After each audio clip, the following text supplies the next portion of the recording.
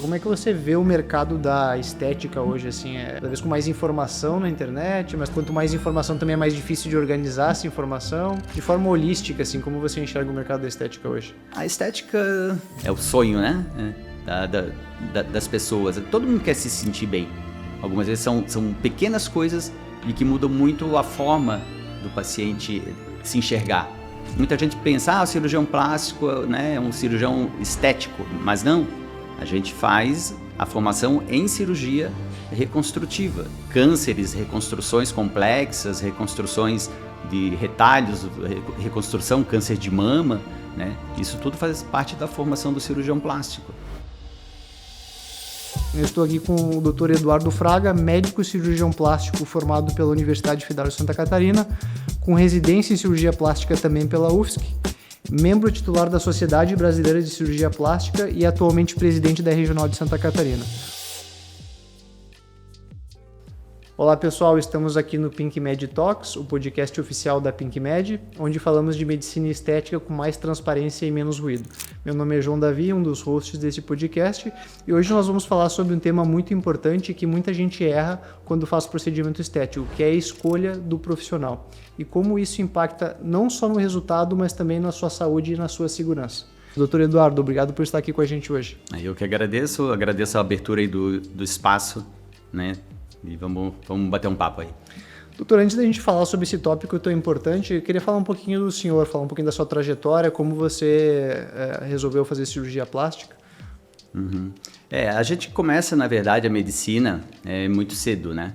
Particularmente no meu caso, eu tinha 18 anos, então são decisões que a gente não toma no início da carreira, né? Quando começa a medicina, que são 6 anos de medicina. E a gente vai vendo ao longo do curso, né, que a gente vai fazendo algumas situações que a gente vai tendo mais, vai caminhando mais para um lado ou para o outro, para a área cirúrgica, sempre foi uma área que me encantou muito. E depois é querer encarar o tempo a mais além da medicina para a gente poder se especializar. Você está há quanto tempo nesse papel da sociedade de presidente da regional, doutor? A gente está fazendo biênio agora 2026, 2027, né? Mas a gente acompanha aí já os últimos presidentes aí com bastante de perto, né? Sempre ajudando o nome da cirurgia plástica catarinense. Legal. Doutor, eu vou direto pro tópico principal da nossa conversa aqui hoje. Acho que muita gente, não sei se essa forma correta de dizer acaba escolhendo errado, né? Mas muita gente acaba escolhendo baseado somente no Instagram. Olha um resultado bonito, um antes e depois, e acaba às vezes nem verificando quem é esse profissional. Uhum. Você concorda comigo? Esse comportamento te incomoda? O que você vê de mais assim, preocupante nesse comportamento? A rede social ela tem o seu lado positivo e o lado negativo, né? Eu acho que cada pessoa realmente tem que olhar e ter o olho crítico para saber se aquilo dali, aonde aquilo vai levar. Né? Porque o cirurgião plástico ele tem uma formação muito, muito específica. Né? Não é um curso de final de semana, não é um curso em que tu vai ficar algumas horas no final de semana para fazer uma cirurgia, não. Tu tem que fazer os 6 anos de medicina, fazer os 3 anos de cirurgia geral. Né? Hoje a cirurgia geral inclui cirurgia geral e do aparelho digestivo e mais 3 anos de cirurgia plástica. Né? Então são 12 anos, né? Então quem começa ali com a medicina com seus 18 vai começar a trabalhar com 30 anos de idade. No melhor dos casos. No melhor dos casos, né? Então isso daí é uma carga realmente muito grande, né? E não é uma área só cirúrgica, né? Porque não tem que saber cirurgia, operar, né? O operar é fácil, né?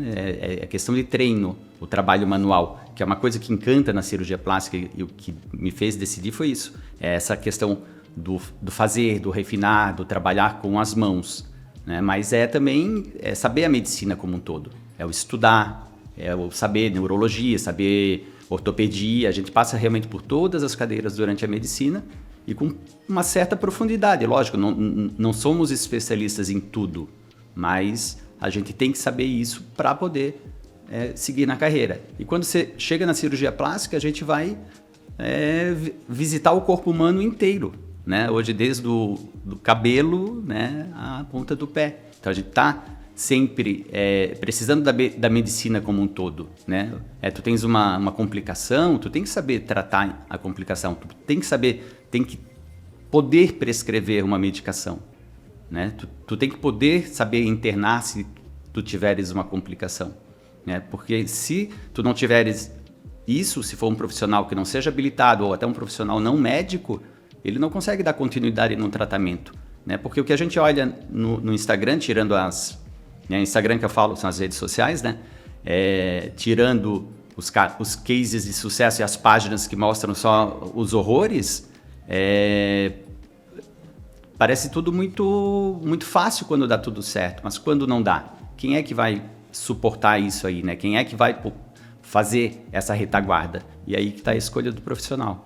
Esses dias a gente estava inclusive num congresso que o CFM fez, do ato médico, e eles estavam mostrando a quantidade de casos que tem com profissionais não habilitados fazendo procedimento estético. Exatamente, essa é uma preocupação, né? Agora eu estou tendo um contato mais intenso, né, com as sociedades médicas como um todo, isso no nível de congresso nacional, de legislação inclusive, e apavora assim, o que a gente tem visto realmente, né?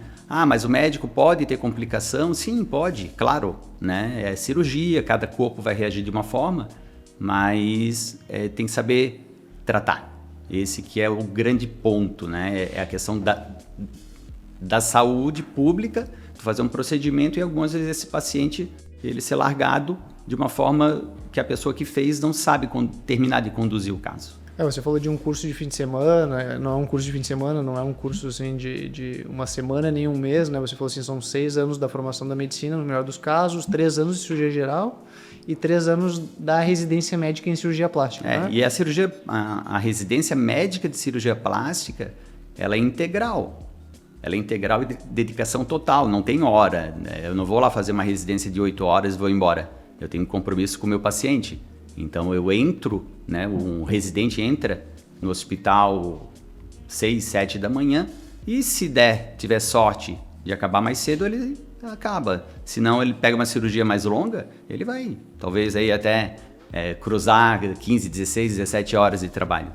E dentro dessa residência de cirurgia plástica, a gente está falando que o médico residente ele acompanha ou participa de N cirurgias. Assim. O médico residente, quando ele chega na cirurgia plástica, ele já tem uma carga muito grande de cirurgia, porque ele já é um cirurgião. Né? Ele já operou vesícula, fígado, estômago. Já passou aqueles 3 anos anteriores então ele já fez. Ele fez emergência, ele fez trauma. Né? Ele fez traumatologia, então ele já tem toda essa vivência e ele volta a fazer um cronograma dentro da cirurgia plástica. Então ele começa o primeiro ano com cirurgias um pouco mais simples e até o terceiro ano fazendo, né, uma escada dentro da cirurgia. E não e muita gente pensa, o cirurgião plástico, né, é um cirurgião estético, né, porque a estética tem esse apelo da questão do apelo financeiro, mas não, a gente faz a formação em cirurgia reconstrutiva. 85% da grade horária é dentro das cirurgias reconstrutivas. Né? Então, cânceres, reconstruções complexas, reconstruções de retalhos, reconstrução, câncer de mama, né? Isso tudo faz parte da formação do cirurgião plástico. Né? Então, eu costumo falar que quando a gente chega na estética, é mais fácil. É mais fácil, né, do que tudo que a gente passou.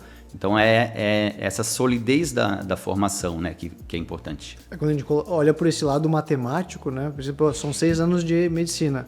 Aí são 6 anos basicamente de cirurgia, desses 6 anos são 3 só na especialidade de cirurgia plástica. Faz muita diferença realmente. Mesmo em relação a um médico que também teve a formação de médico, importante de 6 anos, quando você pega um cirurgião plástico, tem mais 6 anos com foco na cirurgia, então realmente faz bastante diferença. Exatamente. Não é uma cirurgia, né? Eu acho que nenhuma cirurgia, nenhuma cadeira cirúrgica, como a gente chama, ninguém consegue sair e já começar a operar sem um treinamento específico.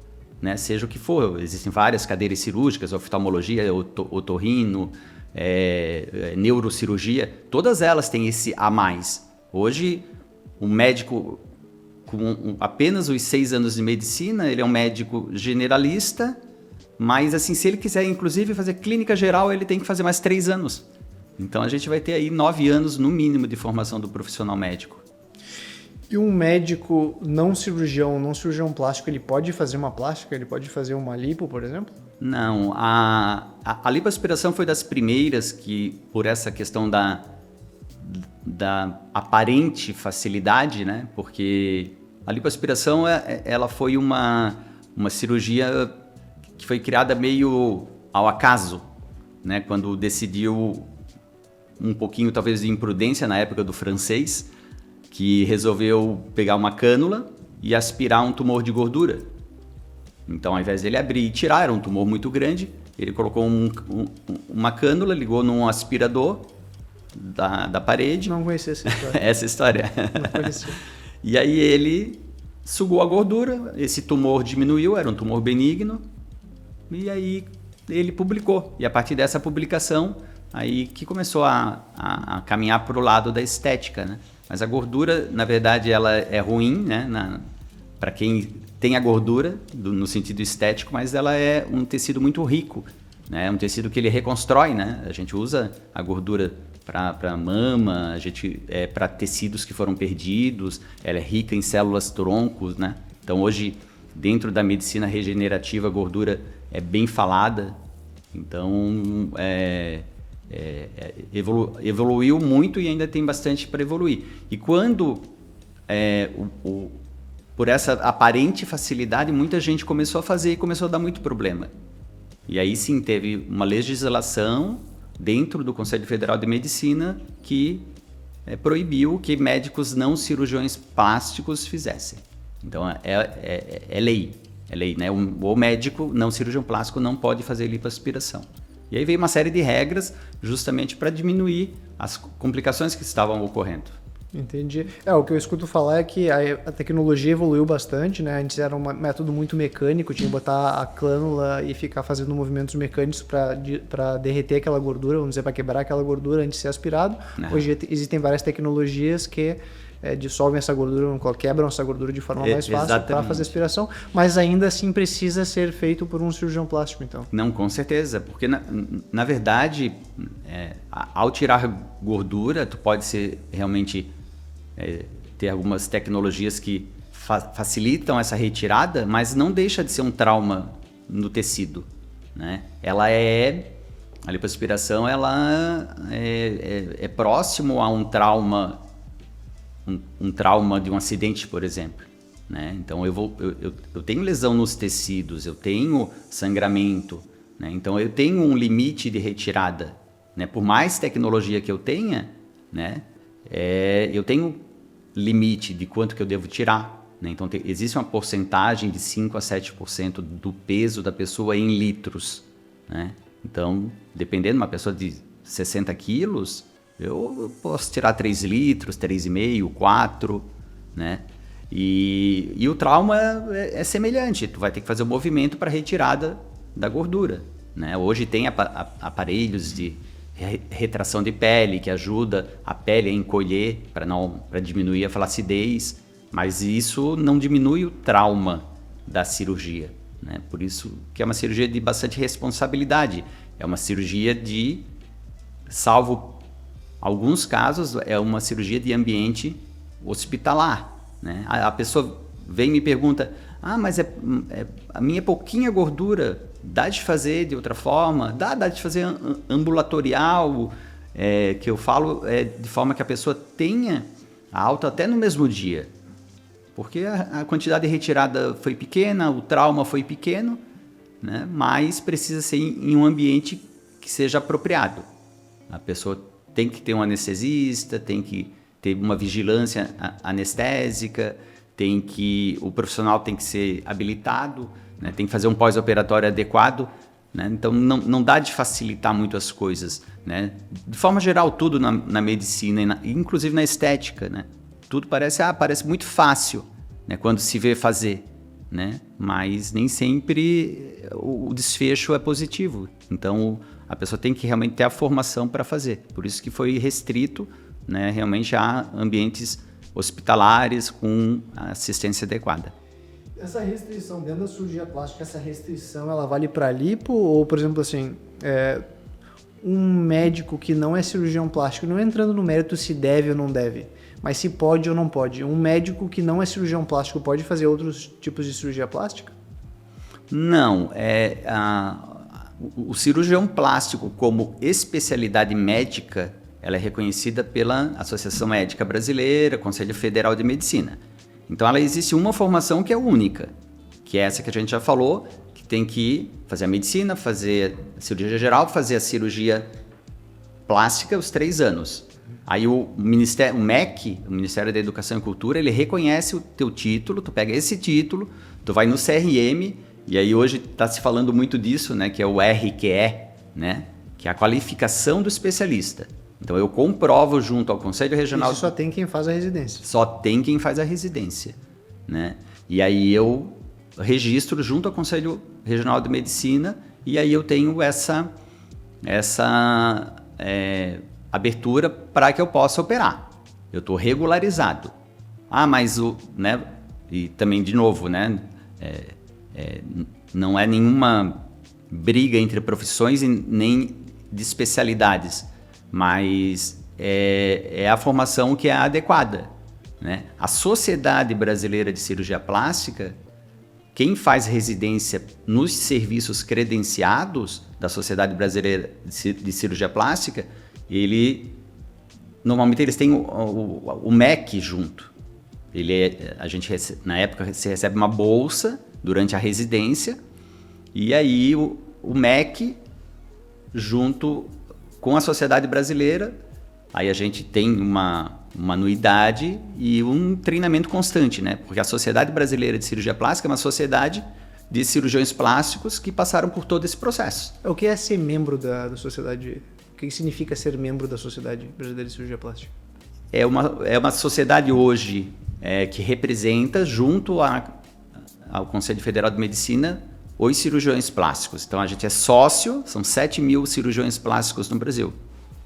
Isso é obrigatório para o cirurgião plástico? Ele não é obrigatório, mas por exemplo, quem não é um membro da Sociedade Brasileira de Cirurgia Plástica não pode participar de congresso, não pode participar de atualizações. Agora, como presidente, no ano aí a gente acaba indo em 4, 5 congressos, né? Então, imagina, é muita carga de informação, é muito rico essa troca de ideias de aprendizado, né? Então, quem não é sócio não pode. Mas eu sou de outra especialidade médica, vou dar um exemplo, cirurgia de pálpebra, mas ele não pode participar dos congressos da Sociedade Brasileira de Cirurgia Plástica, né? Então, é um local e outra, que ela ela faz as nossas regras, ela dita os nossos comportamentos. Isso está correto, isso não está correto. Isso é melhor, né? Essa técnica não está consagrada. Vou aproveitar o espaço para dar um exemplo. A fratura de costela, né? O afinamento da costela por fratura, para melhorar a cintura. Ela não é, hoje, um procedimento reconhecido para estética, porque pode tirar costela por outros motivos, mas não é reconhecido pela Sociedade Brasileira de Cirurgia Plástica nem pelo Conselho Federal de Medicina. Então foi emitido um alerta para que não seja feito esse tipo de procedimento. É uma proibição ou uma recomendação isso? Ela é uma recomendação forte. Entendi. Né? Então ela é uma situação que quando dá tudo certo é ótimo, né? Mas quando não dá certo pode ser questionado, né? Então outros países fazem com mais frequência, mas não é algo hoje que tenha sido amplamente aceito no Brasil. Tem até uma série inclusive a gente teve no congresso agora com o presidente da Sociedade Internacional de Cirurgia Plástica. E ele mostrou as lesões, inclusive essa coisa de afinar a cintura, né? Já de muitos anos, desde as épocas dos corceletes, né? E ele mostrou, inclusive, figuras da época que tinham deformidades de costela por uso do corcelete, né? Então, não é muito fisiológico, então acaba não sendo amplamente aceito, né? Faz sentido. E, doutora, a gente falou um pouquinho já disso, mas expandindo nesse pensamento, assim, qual é o risco de escolher fazer um procedimento estético assim, importante como a cirurgia plástica com um profissional que talvez não tenha todas essas qualificações que você citou? É o que a gente conversou. O risco do paciente aumenta, sem dúvida, pela questão de treinamento mesmo, né? Além do treinamento, né, a gente passou esses 6 anos, vem a experiência que tu tem ao longo da tua vida, né? Então tu vai trocando ideias, né? Tu imagina tu ter 7.000 pessoas hoje com a questão do WhatsApp, né? A gente tem grupos hoje que eu participo que tem 1.000 pessoas, né? Que a gente troca ideias, cada um mostra a sua experiência, eu estou fazendo isso diferente. Então é todo um aprendizado contínuo, né? E quem não tem acesso a isso não vai conseguir ter a mesma profundidade e a mesma segurança para o paciente na hora que ele oferece um serviço, né? Seja na cirurgia reparadora, seja na cirurgia estética, né? E nessa questão de escolher um profissional, assim, bom, tá claro para mim a importância dessa formação, a relevância dessa formação do profissional. Qual que é o maior erro do paciente? Talvez é não verificar, escolher um cirurgião plástico, e se você tem uma dica, assim, se fosse um checklist de como escolher um profissional qualificado. O primeiro passo é saber realmente se ele é cirurgião plástico, né? Algumas vezes a pessoa coloca, eu faço cirurgia plástica, eu faço cirurgia estética. Não é cirurgia plástica, né? Então, a gente olha no Instagram, algumas vezes o próprio cirurgião plástico não coloca ali, né? Mas normalmente o cirurgião plástico que é da Sociedade Brasileira de Cirurgia Plástica, ele não vai colocar especialista em harmonização facial, ou especialista, não, ele vai colocar membro da Sociedade Brasileira de Cirurgia Plástica. Aí tem uma página lá na internet, que é o www.cirurgiaplástica.org.br. E lá vai estar, busque seu médico, né? O Conselho Regional de Medicina, ele vai ter também dentro ali, busque seu médico.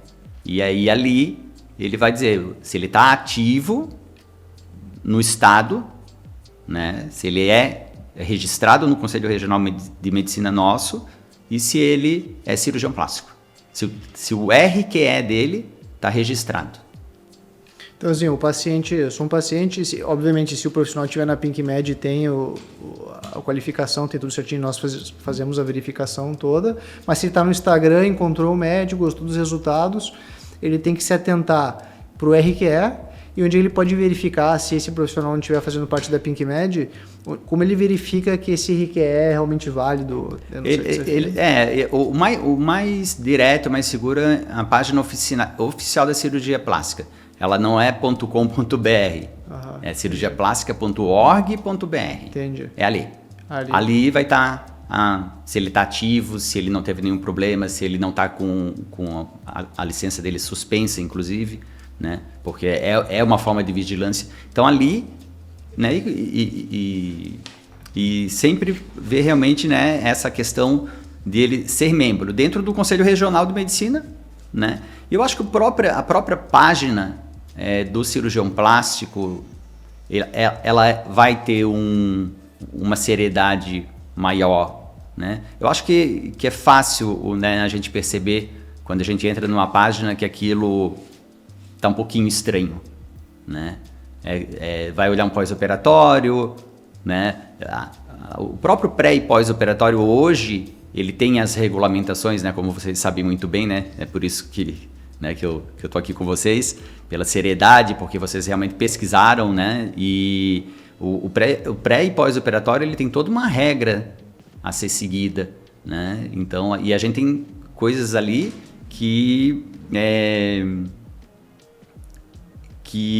quando a gente olha a rede social, a gente pode, será que é mesmo? Vamos pesquisar um pouquinho mais, né? Vai um pouquinho mais a fundo, vai no site, né? No site, normalmente, do cirurgião plástico está lá, membro da Sociedade Brasileira, membro titular, membro associado, todos eles tiveram a mesma formação. A questão do ser membro titular é porque a gente faz um trabalho durante ser associado, tem que ter 2 anos ser sócio, a gente apresenta um trabalho para uma banca e é aprovado, né? Mais isso, assim, mas quem é membro da Sociedade Brasileira, ele já está apto a fazer o procedimento. Tem algumas formas de checar assim que ficaram para mim. Decidi fazer uma cirurgia plástica, por exemplo. Talvez o profissional esteja na PinkMed e está verificado. Se não está lá no Instagram, eu posso ver no site cirurgiaplástica.org.br. Eu posso pegar a RQE desse médico e jogar lá no CFM e no CRM. Uhum.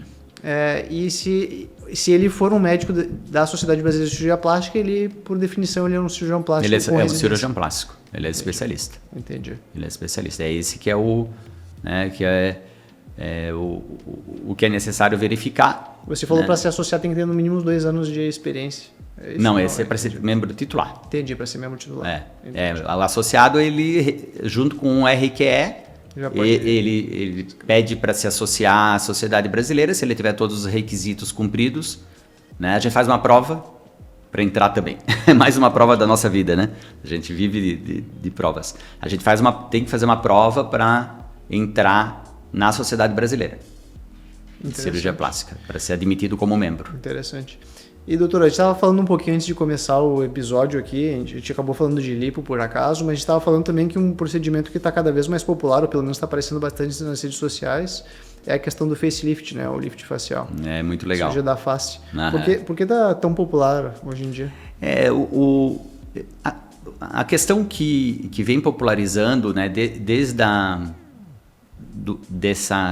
desse aumento massivo dos preenchedores de face, dos bioestimuladores, né, outras especialidades não médicas que acabaram assumindo parte dos preenchimentos, da toxina botulínica. Então, ocorreu essa popularização. Os pacientes começaram a ver que chegou um certo momento que aquilo não funciona mais, né? Então, pacientes que vão chegando ali na faixa dos 45, 47, 50, e ele está vendo que ele está preenchendo o rosto, ele está usando o bioestimulador, mas ele não está mais tendo o resultado que ele tinha quando ele tinha 35, 40 anos, que ele conseguia fazer uma angulação do rosto. E aí ele vem e pede, né, o paciente normalmente ele já vem e já faz o movimento, né? Será que não dá de dar uma puxadinha, né? E perdeu um pouco. Antigamente as plásticas eram muito visíveis e hoje as plásticas de face elas são muito mais naturais, né? Pela questão técnica, pela questão não é a mesma técnica para todo mundo, né? Hoje se ouve muito falar no deep plane, né? Que é a técnica um pouco de descolamento profundo da face, uma técnica maravilhosa, resultados muito bons, mas tem técnicas menos invasivas também, já passando para a cirurgia, né? Então é individualizar, é ver o paciente. O paciente tem medo da cicatriz, né? Então a gente posiciona a cicatriz de forma que ela fique mais escondida possível, bem rente à orelha, pé do cabelo, mais escondida possível atrás da orelha, né? Então a gente consegue minimizar essas marcas que ficavam antes tão evidentes, né? Tinham ótimas cirurgias no passado também, mas hoje esse refinamento, essas técnicas, técnicas que duram mais o resultado, acabaram popularizando. E aí vem aí a ajuda positiva, né, das redes sociais em divulgar. Olha como eu estou bem, né? Eu fiz a minha cirurgia há 10 dias, eu já estou prendendo meu cabelo, eu fiz a minha cirurgia há 30 dias e olha só como é que eu estou. Depois de 3 meses está bem, né? Então essa divulgação ajudou bastante assim, a popularizar. E é uma cirurgia de respeito. A gente está mexendo numa região sensível, tem nervo, tem vaso grande, tem riscos, né? Mas fazendo tudo isso, discutido com o paciente, de novo, né? O profissional sendo treinado, qualificado, vai no congresso, discute, troca ideia, o paciente tem uma chance de sucesso bem grande. E por isso que popularizou tanto, né? E você faz essa cirurgia? Essa cirurgia é um xodó meu também. A gente gosta muito, assim. Chefes.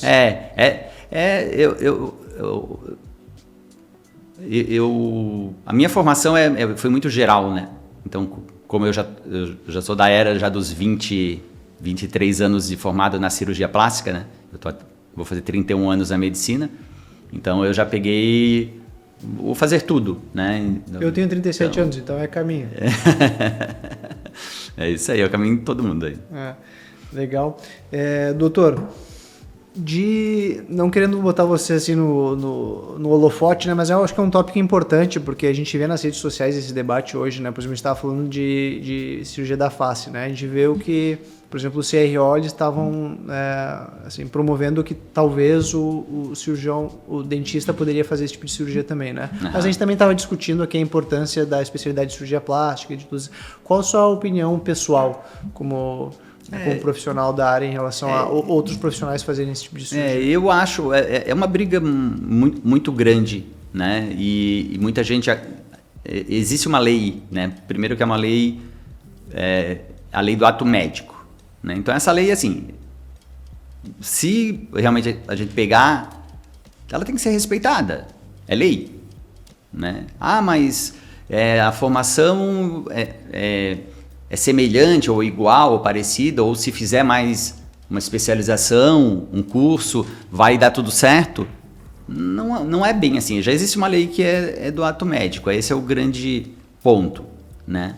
E eles falam, e acaba se falando em reserva de mercado, porque os plásticos só querem essa cirurgia porque economicamente é bom, né? Não é isso. Aí é o que a gente tem visto, né? Esse fórum que tu participasse, como tu falasse no início, mostrou parte realmente do que está ocorrendo, né? Hoje a gente está levando esses problemas hoje para Congresso Nacional, para alertar os nossos legisladores, os deputados, os senadores, que tem que dar um freio, né? Então, pode ser uma briga de Conselho Federal de Medicina, Conselho Federal de Odontologia, mas a formação é muito diferente, né? Daquilo, como eu falei no início, tem situações que, se der tudo certo, de novo, ok. Se não der certo, quem vai conduzir é o médico, né? Tu não vai ver um intensivista, dentista, alguém que esteja numa UTI, dando suporte, sendo um dentista, né? Então, se ele tiver uma complicação, vai ter que recorrer ao médico. Então, tem todas essas nuances que vão por trás. Mas a gente vai fazer uma residência de 3 anos. Aí tu olha a carga horária, sei lá, 360 horas. É insuficiente. É insuficiente. Uma residência por ano, eu fiz o cálculo uma vez para a própria residência, acho que num ano deu 10 mil horas. Comparando matematicamente os números, tem bastante diferença. E toda a formação é diferente, né? A cirurgia bucomaxilofacial, espetacular o trabalho da odontologia nessa área, assim como adoro, né? Todos os médicos adoram os dentistas, né? A gente dá de fazer um trabalho conjunto legal. A bucomaxilo é espetacular, tem áreas hoje dentro da cirurgia plástica que fazem trabalho semelhante, mas eles acabaram realmente dominando essa parte da traumatologia, dos avanços de face, da parte óssea, né? Então, dentro dessa parte eu acharia talvez os mais capacitados, mas não são todos realmente que têm, né? A pessoa fez odontologia e vamos dizer que faça 3 anos de uma especialização em cirurgia facial, né? Não é suficiente. Interessante. E doutor, eu não estou chovendo no molhado aqui, mas você também tem bastante propriedade, certamente, para falar disso, né? Então, as pessoas que estão aí buscando fazer um procedimento estético, uma cirurgia plástica, a maior parte das vezes, e a gente sabe disso entrevistando as pessoas, elas se baseiam no resultado. Olha o resultado bonito, eu vou escolher por esse aqui. Mas então, baseado na nossa conversa aqui, tem muita coisa, inclusive, mais importante que o resultado aparente que precisa ser levado em consideração, né? Então, recapitulando aqui, verificar a formação desse profissional, procurar aí nesses veículos da internet onde a gente citou pela essa formação, a segurança em primeiro lugar, né? Apesar da rede social, a rede social é a nossa televisão, né? De antigamente, né? Eu vi um carro, vou lá ver o carro, vou lá conhecer o carro, né? E aí tu vai escolher, né? Então, tu tem a gente recebe os nossos pacientes normalmente de pacientes, né? Então, ele vai pesquisar na PinkMed. Ele vai ver, ele vai ver a qualificação. Ele vai ver um comentário, ele vai ver talvez uns resultados, né? Mas ele vai lá, ele tem que se sentir seguro com o cirurgião, né? O cirurgião, ele vai explicar, a consulta do cirurgião plástico é 1 hora né? A minha consulta é 1 hora, explicando, a gente conversa, a gente abre um leque de opções, né? E aí isso daí a gente vai construindo essa relação, que é importante, vai ter um pós-operatório, vai ter uma cicatriz que vai evoluir. Doutor, se você fosse até um questionamento que me veio agora, a gente falou da importância do médico, de escolher o profissional, de ver os registros e tudo mais, mas vamos dizer que você é o paciente, você queria fazer uma cirurgia plástica agora, né? Você olhou, gostou do resultado, viu as verificações, viu que é um profissional qualificado. Que perguntas você faria para esse cirurgião, para esse médico antes de fazer um procedimento? Eu acho que o primeiro ponto é eu expor a minha queixa e perguntar se eu sou um bom candidato, né? Então, eu acho que a primeira coisa é o médico ser sincero e falar para o paciente, o teu caso é um caso que não vai atingir as tuas expectativas. Vamos tratar primeiro? Vamos perder um peso? No caso de uma lipoaspiração, uma abdominoplastia? Vamos melhorar a tua saúde? Faz atividade física, né? Então, essa sinceridade, né? Todo mundo que está indo no profissional, ele sabe o que ele vai ouvir. Não dá para falar só o que o paciente quer, né? Tem que falar a verdade, não dá para falar só o que o paciente quer ouvir, né? Exatamente. Então, normalmente o teu caso não é um caso bom, não está adequado ainda, né? A gente pode fazer um programa aí para que tu consiga, por exemplo, perder um peso antes da cirurgia, para a gente ter um melhor resultado. Tu pode passar numa nutricionista, tu vai ver toda a tua questão, né, de saúde mesmo, né? A gente pede uma avaliação cardiológica, o paciente passa no cardiologista, dependendo da idade. O cardiologista pede uma série de exames para aumentar essa segurança da anestesia, né? Então, são essas coisas que a gente vai municiando o paciente para ele se sentir mais seguro, que ele sabe que ele está bem assistido a partir daquele momento, né? E isso, eu como paciente, eu vejo isso. A segurança de quem está ali na minha frente. Vai dar tudo certo, né? Entender bem o pós também. Exatamente, né? O pós-operatório é sempre aquela, né, a ansiedade maior do paciente. Vou ficar muito tempo parado, né? Hoje a vida é muito dinâmica, né, para todos nós. E aí, mas eu falo para o paciente, faz no teu tempo, faz no teu melhor tempo. É inverno, né? Outra pergunta boa, né? É inverno, é verão? Qual é o meu melhor momento? O melhor momento é o momento que tu tiveres para ti. Um momento que tu possa se recuperar, né? Tu vai precisar de 20 dias, 10 dias, 30 dias, 40 dias, né, de maior cuidado. E aí, dá sequência a partir daí no planejamento cirúrgico. Uma pergunta meio aberta, doutora. Como é que você vê o mercado da estética hoje? Assim, a gente tem cada vez com mais tecnologia, cada vez com mais opções, cada vez com mais informação na internet, mas também assim, na internet às vezes quanto mais informação também é mais difícil de organizar essa informação. De forma holística, assim, como você enxerga o mercado da estética hoje? A estética, né, meio clichê a gente falar, mas é o sonho, né, das pessoas. Todo mundo quer se sentir bem, né? Seja porque vai colocar, né, fazer um implante capilar, vai corrigir uma orelha. Algumas vezes são pequenas coisas e que mudam muito a forma do paciente se enxergar. E isso traz autoconfiança. Então, é isso, assim, e tudo com moderação, né? A estética, hoje, ela amplificou muito o acesso da população, né? Tem muita gente fazendo, muita gente que faz bem, até, né, não exatamente apenas cirurgiões plásticos, temos excelentes dermatologistas hoje que fazem procedimentos muito, muito bons. E então é um mercado muito amplo, mas que realmente tem que escolher o profissional adequado e capacitado para ter um melhor resultado.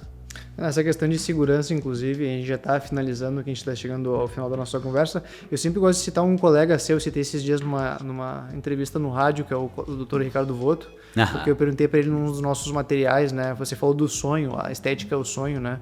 Eu perguntei para ele como é lidar com o sonho das pessoas. Ele falou, mais importante que lidar com o sonho, eu lido com a vida das pessoas. Sim. Então, ainda mais importante que o sonho a maioria dos pacientes é mãe, é voltar para casa com segurança, porque essa pessoa tem uma família. Achei bem interessante, eu gosto de citar isso. A tecnologia, né? Muita gente fala hoje, as tecnologias da lipoaspiração, retração de pele, porque eu vou conseguir dar um melhor resultado com essa tecnologia. O que tem que estar claro é que tem duas vidas por trás disso daí. A do cirurgião e a do paciente, né? E aí que é o importante. A gente tem que ser muito cuidadoso nisso tudo, né? De dar o melhor para o paciente sem ser extremamente lesivo, né? Não preciso lipoaspirar o que não precisa ou fazer algo que algumas vezes o paciente nem ele pede. Então, o próprio cirurgião e o paciente tem que sentir isso no cirurgião, que ele vai estar querendo dar o melhor dele e não algo que seja impossível, né? Então, esse papo, essa conversa, essa questão da relação médico-paciente, né, que a gente fala tanto, é muito importante. O paciente se sentir à vontade, alinhar muito bem as expectativas e confiar no profissional que está fazendo, né? Vamos, de novo, mas né, um assunto polêmico é preço? Não é vida, né? Então tem que respeitar isso aí. São duas vidas, né? Quem está operando e quem está ali na mesa. A cirurgia plástica, o barato pode sair caro, né? Não, com certeza. É uma pena. É uma pena, né? Então, não é por aí. Não se escolhe por preço, né? Se escolhe por segurança. Com certeza, doutor Eduardo. Muito obrigado pela conversa. Acredito que o principal resultado aqui é as pessoas não escolherem, para quem está querendo fazer um procedimento estético, uma cirurgia plástica, não escolherem baseado somente no resultado, mas também, ainda mais importante que isso, na qualificação e na formação do profissional também, né? E nessa relação médico-paciente que vai dar toda a confiança e sucesso do procedimento. Perfeito. Esse foi o Pink Med Talks de hoje. Lembrando que na pinkmed.com.br você encontra profissionais verificados, com todos esses registros verificados. Nos siga também no Instagram pinkmed.com.br e até o próximo episódio. Obrigado. Isso aí. Legal, doutor. Obrigado. Primeiro? Primeiro? Vai ficar legal? Vai ser o primeiro. Começamos bem. Tá. Legal. De pé ou sentado? Tá bom? Então tá. Obrigado, doutor. É isso aí. Eu acho que o caminho é realmente esse, assim, fazer sempre coisas bem sérias, né? É bom porque leva credibilidade, né? Está faltando. Para vocês, né? Tá faltando seriedade nesse mercado. A gente vai para organizar um pouco. Eu acho que a grande luta nossa hoje, né? Como, né, não só como presidente da sociedade brasileira, né? Mas da regional. Mas é isso, é tentar realmente organizar e fazer o paciente pensar, né? Tô indo por valor, tô indo, né, por preço, ou tô indo porque tive referência. Não é querer dizer se eu sou melhor ou não, mas é alertar. Eu fico contente quando